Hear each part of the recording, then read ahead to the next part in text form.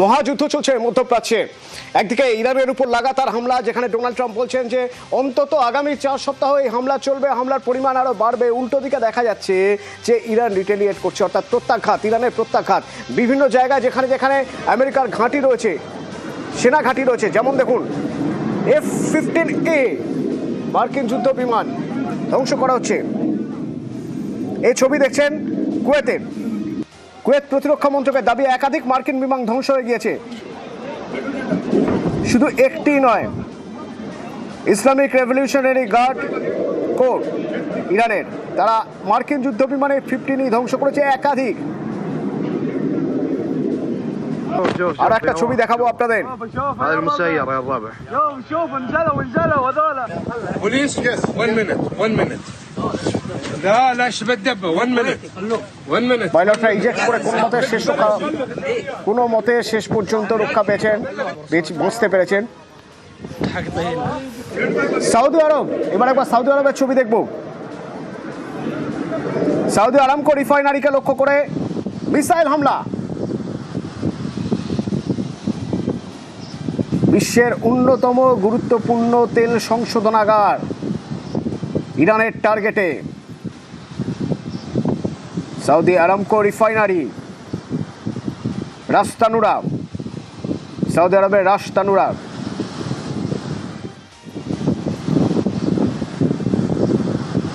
দুবাইতে যারা রয়েছেন কিভাবে রয়েছেন, ভারতীয়রা যারা যেখানে রয়েছেন,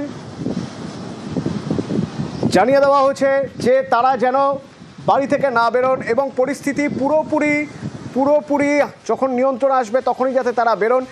দুবাইয়ের কি অবস্থা? লাগাতার হামলা চলছে দুবাইয়েও। সেখান থেকে আমার সঙ্গে বাঙালি গবেষক অভ্র রায় রয়েছেন, তিনি গবেষণার কাজ করছেন সেখানে। অভ্রর সঙ্গে একবার কথা বলে বোঝার চেষ্টা করি। অভ্র, কি অবস্থা দুবাইয়ের এখন? হাই, নমস্কার সবাইকে। নমস্কার। দুবাইয়ের অবস্থা শনিবার দিন সত্যি খুব খারাপ ছিল, তবে আজকে যা বুঝতে পারছি যে কালকে আমাদের কাছে মেসেজ এসছে একটা গভর্নমেন্টের তরফ থেকে যে এখন আপাতত সবকিছু নিরাপদ এবং বেরোনো যাবে, রাস্তাঘাটে বেরোনো যাবে। তো আমি এখন বেরিয়েছি একটু বাজারের সন্ধানে, কারণ এখন এখানে অনলাইন বাজার পাওয়া যাচ্ছে না, চট করে অনলাইন কিছু অর্ডার করতে পারছি না। তো আমার নিয়ারেস্ট যে সুপার মার্কেট আছে সেদিকে হাঁটা দিচ্ছি। রাস্তাঘাট অপেক্ষাকৃত খালি, কিন্তু এটা যে শুধু এই কারণে তা নয়, কারণ হতে পারে যে এখন তো রমজান মাস চলছে, এই সময়টা একটু খালি থাকে। অফকোর্স এই কারণে, এই যুদ্ধের কারণে তো খানিকটা বটেই, তবে দেখি এখনো পর্যন্ত খুব কমই লোক দেখা যাচ্ছে। এনিওয়ে, অভ্র, এই যে সময় প্রথম টেনশনটা শুরু হলো, অর্থাৎ শনিবারের কথা যদি আমি বলি, সেই সময় আপনাদের মানে আপনি বা আপনার সঙ্গে ওখানে আর যাদের সঙ্গে আপনার কথা হচ্ছিল, আপনাদের মনের অবস্থাটা একটু বোঝার চেষ্টা করবো, কারণ এটা বিদেশ বিভূয়ে এমন একটা পরিস্থিতি যা খুশি হতে পারতো।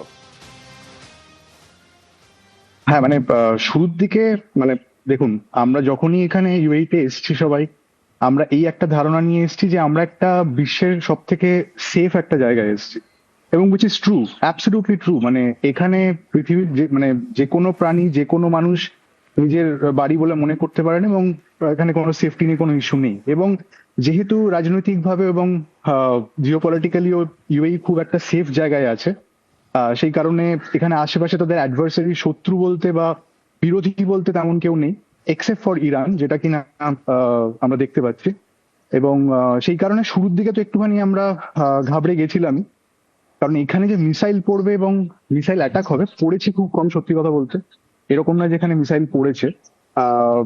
মানে আমার গভর্নমেন্টের নিউজ অনুযায়ী এখানে 200-র বেশি ব্যালিস্টিক মিসাইলস, স্কাড মিসাইলস এবং 500-র বেশি ড্রোন এখানে লঞ্চ করা হয়েছে। তার মধ্যে অধিকাংশই তারা আটকে দিতে পেরেছে, কিন্তু মানে হয়তো খুচরো খাচরা 3-4টি এদিক ওদিক পড়েছে। ম্যাক্সিমাম এখানে যে ড্যামেজটা হয়েছে সেটা হচ্ছে ডেব্রি থেকে, মানে যে ভগ্নাংশ ওপর থেকে এসে পড়েছে সেইখান থেকেই মেন ড্যামেজটা হয়েছে। তো শুরুর দিকে একটু ভয় তো পেয়েছিলামই, কিন্তু তারপর খানিকটা সয়েই গেছে। এবং এদের এয়ার ডিফেন্স এত স্ট্রং, এবং মানে আমরা কয়েকদিন ধরে যা দেখছি, এত স্ট্রং এয়ার ডিফেন্স এখানকার, যে যে আকাশেই আর জিনিসপত্র উড়িয়ে দিচ্ছে, 100 কিলোমিটার উঁচুতে উড়িয়ে দিচ্ছে। থার্ড বলে একটা সিস্টেম আছে, থার্মাল টার্মিনাল হিট সেন্স করে। তো এখন আপাতত ঠিক আছে। আজকেও আমরা ওয়ার্ক ফ্রম হোমেই আছি। তো কালকে অবধি আমাদের অফিস বন্ধ আছে, কারণ আমাদের ইন্ডাস্ট্রিয়াল এরিয়ায় অফিস, ওখানে টার্গেট করা হচ্ছে বলে। বাট এই মুহূর্তে তেমন কিছু বুঝতে পারছি না। লোকে ডেলিভারিও করছে, রাস্তায় ঘুরে বেড়াচ্ছে কিছু লোকজন। সরকার থেকে কোনো রকম কোনো নির্দেশিকা, কোনো অ্যাডভাইজারি আপনাদের জন্য বা আপনাদের সঙ্গে যোগাযোগ করা হচ্ছে, আপনারা কেমন আছেন, যারা বিদেশ থেকে গেছেন বা ধরুন ভারত থেকে গিয়েছেন তাদের জন্য? এখানে সরকার যে কোনো রকম আপৎকালীন ক্ষেত্রে, যেমন আপনারা জানবেন হয়তো 2024 এখানে বন্যা হয়েছিল, প্রচন্ড জল জমেছিল, 3 দিন 4 দিন টানা বৃষ্টি পড়েছিল। সেই সময়ও এখানকার মোবাইলেই একটা অ্যালার্ট পাঠায় এবং সেটা একটা বিভিন্ন রকম একটা আওয়াজে আসে, মানে অ্যালার্টের সাউন্ডটা এমনই আসে যে ওটা বোঝা যায় যে গভর্নমেন্টের তরফ থেকেই আসছে, এবং ফোনের ওপরে নোটিফিকেশনের মতো ওটা পপ আপ করে। তো সেই কারণে আমরা অভ্যস্ত এই ধরনের মেসেজ পেতে। সেই রকম মেসেজই থ্রু আউট পেয়ে গেছি। কখনো বলেছে যে জানলার থেকে দূরে থাকতে, কখনো বলেছে যে বাইরে না বেরোতে, কখনো বলেছে যে এখন সেফ আছে, এখন বেরোনো যায়। তো আমরা বিভিন্ন রকম মেসেজ পড়েছি আর সেই অনুযায়ী কাজ করেছি। ভারত সরকার এখনো পর্যন্ত আপনাদের সঙ্গে যোগাযোগ রেখে চলেছে? কোথাও কোনো অসুবিধা হচ্ছে কিনা বা আপনারা ফিরতে চাইছেন কিনা কেউ? আমার সঙ্গে তো যোগাযোগ করেনি পার্সোনালি, তবে আমি কোনো নোটিফিকেশনও দেখিনি। তবে ওদের ওয়েবসাইটে আমি কিছু বা সোশ্যাল মিডিয়াতে, মোস্ট প্রবলি এই মুহূর্তে মনে পড়ছে না কোথায় দেখেছি, তবে কোথাও একটা দেখেছি যদি কোনো প্রবলেমে পড়ে এখানে ভারতবাসী, তারা যোগাযোগ করতে পারে। এই পর্যন্তই দেখেছি। এখানে ইন্ডিভিজুয়ালি যোগাযোগ করা হয়েছে বলে আমি শুনিও নি কাউকে। আপনার বাড়ির লোকজন তো নিশ্চয়ই টেনশনে রয়েছেন, তাদের সঙ্গে কথা হচ্ছে নিয়মিত, কিভাবে আশ্বস্ত করছেন তাদের? বাড়ির সত্যি কথা বলতে অন্যভাবে নেবেন না, বাড়ির লোকজন বেশি টেনশন করছে ইন্ডিয়ান মিডিয়া দেখে। Right. আমি আপনাদের নিউজ চ্যানেলের কথা পার্টিকুলারলি বলছি না, কিন্তু সমস্ত নিউজ চ্যানেলে যেভাবে আর কি খবরগুলোকে দেখানো হচ্ছে যে বুর্জ খলিফা খালি করে দেওয়া হচ্ছে, তারপর এখানে এটা হিট হয়েছে, ওটা হিট হয়েছে। সত্যি কথা বলতে যে সময় আমরা খবর দেখছি যে বুর্জ খলিফা ইভ্যাকুয়েট করা হয়েছে, ওখানে ড্রোন হিট হয়েছে, সেই সময় আমার আরেক বন্ধু তার 100 তলায় বসে পার্টি করছে, সেই ছবি আসছে। সো মানে এটা যে কতটা বেগ সেটা আমরা বুঝতে পারছি। তো দেশের লোকদেরকে একটাই কথা বলবো, যাদের পরিবার স্বজনরা এখানে আছেন, ইন্ডিয়ান মিডিয়া নিউজ চেক করবেন না। যদি যে দেশের নিউজ, যে দেশের সরকারি নিউজ, সেই সরকারি নিউজই চেক করবেন, তাদের সাথে কথা বলুন, এবং তাহলে হয়তো অনেকটা সঠিক খবর পাবেন। আসলে আমাদের নিউজ সোর্স বেশিরভাগটাই যা মার্কিন দুনিয়া দেখাচ্ছে, অর্থাৎ আমেরিকান নিউজ চ্যানেল বা আমেরিকান মিডিয়া যেভাবে দেখাচ্ছে, যেভাবে প্রজেক্ট করছে, তার ম্যাক্সিমাম ফিডটাই আমরা পাচ্ছি। সুতরাং কোথাও তো একটা সমস্যা হতেই পারে, এত দূর থেকে, খুব স্বাভাবিক। আপনি একেবারে গ্রাউন্ড জিরোয় রয়েছেন, আপনি সবচেয়ে ভালো বলতে পারবেন। বাড়ির মানুষকে কি বলছেন আপনি? বাড়ির মানুষ বলতে মাকে যা বলার বলেছি, মাই সবচেয়ে বেশি টেনশন করেন। আমার ওয়াইফ তো এখানেই আছে আমার সাথে, তো তার বাড়ির লোকদেরকেও যা বলার বলা হয়েছে। এবং চারিদিকের অবস্থা দেখলে, আমি যদি একটু ক্যামেরাটা ঘোরাই, আপনি চারিদিকে যদি অবস্থাটা Please. দেখেন তাহলে বুঝতে পারবেন যে there is nothing to fear about. এখানে যদিও বেশিক্ষণ ক্যামেরা ঘোরানোর অ্যালাউড নয়, but I will still try. So এই হচ্ছে আমার বাড়ির রাস্তা, এটা আমার পাড়া বলতে পারেন। এই জায়গাটা কোথায় পার্টিকুলার দুবাইয়ের? এটা হচ্ছে ডিসকভারি গার্ডেন্স। আর এই যে বড় বিল্ডিং গুলো দেখছেন, এগুলো এখানে একটা ডেব্রি ভেঙে পড়েছিল ফেয়ারমন্ট হোটেলে, ওদিকে পাম জুমেরা। আমি যে দিকটা দেখাচ্ছিলাম, এই সাইডটা পুরোটা পাম জুমেরা, এই যে উঁচু বিল্ডিং গুলো দেখছে। আচ্ছা, এখানে রাস্তাঘাটে লোকজন চলছে, এখন গাড়ি চলছে, সবকিছুই হচ্ছে। তো এগুলোই দেখাচ্ছি আর কি। আর তার থেকে যতটা শান্তি পায় মায়েরা, কি আর শান্তি পান? কিন্তু থ্যাংক ইউ অভ্র, খুব ভালো লাগলো আপনার সঙ্গে কথা বলে। একেবারে গ্রাউন্ড সিচুয়েশনটা অন্তত আপনার মাধ্যমে বুঝতে পারলাম বা কিছুটা হলেও দেখতে পেলাম। ধন্যবাদ। অভ্র ছিলেন আমাদের সঙ্গে, উনি গবেষণা করছেন, দুবাইতে আছেন। কিন্তু কোথাও একটা জিও পলিটিক্যাল সিচুয়েশন মধ্যপ্রাচ্যের পুরোপুরি এদিক ওদিক হয়ে গেছে। যা পরিস্থিতি, যার প্রত্যক্ষ প্রভাব, পরোক্ষ প্রভাব বিশ্বের প্রতিটি কোণায় ছড়িয়ে পড়ছে।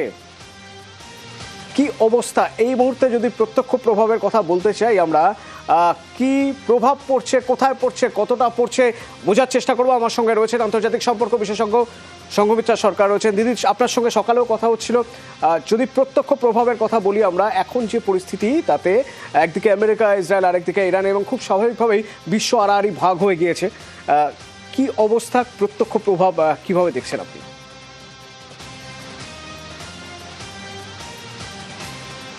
প্রত্যক্ষ প্রভাব, প্রথম যে বিষয়টা আমার মনে আসছে সেটা হলো, যেহেতু পশ্চিম এশিয়ার এই অঞ্চলগুলো আন্তর্জাতিক যাতায়াতের একটা প্রধান হাব, ফলে প্রচুর মানুষ মধ্যপথে আটকে রয়েছে, অনেকে ঢুকতে পারছে না, অনেক জায়গায় এয়ার স্পেসগুলো বন্ধ আছে। ফলে একটা অসম্ভব কি বলবো অরাজকতা যাতায়াত ব্যবস্থার মধ্যে হয়েছে এবং অনিশ্চিত তার সুরক্ষার জন্য এবং কবে গিয়ে পৌঁছাবে এবং তার পরবর্তী কাজগুলো কিভাবে হবে। বেশ কিছু দেশ সেই সম্পর্কে কিছু নির্দেশিকা জারি করেছে, কিন্তু সব দেশ কিন্তু এখনো সেভাবে করেনি। ফলে এই মুহূর্তে যারা রয়েছেন রাস্তায় তারা অত্যন্ত সমস্যার মধ্যে রয়েছেন। সংগীতা প্লিজ আমার সঙ্গে দিদি একটু থাকবেন সঙ্গে। অভ্র আমার সঙ্গে ছিলেন, অভ্র গবেষণার কাজ করছেন দুবাইতে, তো অভ্রর সঙ্গে এখনো কিছু কথা বাকি রয়ে গেছে। অভ্র বোধহয় আমাকে কিছু বলতে চাইছিলেন, তখন জাস্ট লাইনটা কাট হয়ে গেল। অভ্র আপনি কিছু বলতে চাইছিলেন, কোনো বার্তা, কোনো মেসেজ? আমি শুধু একটাই বার্তা দিতে চাই দেশের মানুষ হোক বিশ্বের মানুষের জন্য, যে এইখানে গ্রাউন্ড লেভেলের কথা যেটা আপনি বললেন, এইখানে গ্রাউন্ড লেভেলে পুলিশ এবং ডেলিভারির লোকেরা যারা ডেলিভারি দিচ্ছেন এবং যারা যারা ফার্স্ট রেসপন্ডার যারা আছেন, ফায়ার ব্রিগেডের যেসব লোকেরা, তারা যে এরকম এফিসিয়েন্সিতে কাজ করছে, আমি এরকম এফিসিয়েন্সি আমাদের দেশেও দেখি। এবং এদের জন্য আমি একটা স্পেশাল মেনশন করতে চাই যে বিভিন্ন দেশ থেকে এখানে এসছেন। দেখুন এখানকার নিজেদের লোক 10%, বাকি সব বিভিন্ন দেশ থেকে এসছে। তারা আসার পরে জাতি, ধর্ম, দেশ সবকিছু ভুলে যেভাবে তারা একে অপরের জন্য ঝাঁপিয়ে পড়ছেন এবং তারা যেভাবে গ্রাউন্ড লেভেলে কাজ করছেন, সেটা আমার মনে হয় একটা স্পেশাল মেনশন দরকার। এই স্পিরিটটার জন্যই দুবাই এই দুবাইয়ের তেলের টাকা এত বেশি নেই বাকিদের মতো, বাট এই স্পিরিটটার জন্যই দুবাই বা ইউএই তাদের মতো। রাইট, থ্যাংক ইউ অভ্র। সঙ্গমিত্রাদি যে আছেন আমার সঙ্গে, সঙ্গমিত্রাদি দুবাই থেকে অভ্র আমাদের বলছিলেন যে একটা স্পিরিট কাজ করে, বিভিন্ন দেশের মানুষ দুবাইতে রয়েছে, একটা স্পিরিট কাজ করছে, তার জন্যই হয়তো তারা ভালো আছেন, হাতে হাত রেখে রয়েছেন, বেঁধে আছেন, যাতে কোনো রকম এই সংঘাত কোনো রকম তাদের উপর আঁচ পড়তে না পারে। কিন্তু আঁচ তো পড়ছে। দিদি যদি ভারতের কথা বলি, ভারতের উপর কতটা প্রভাব, কিভাবে প্রভাব পড়ছে?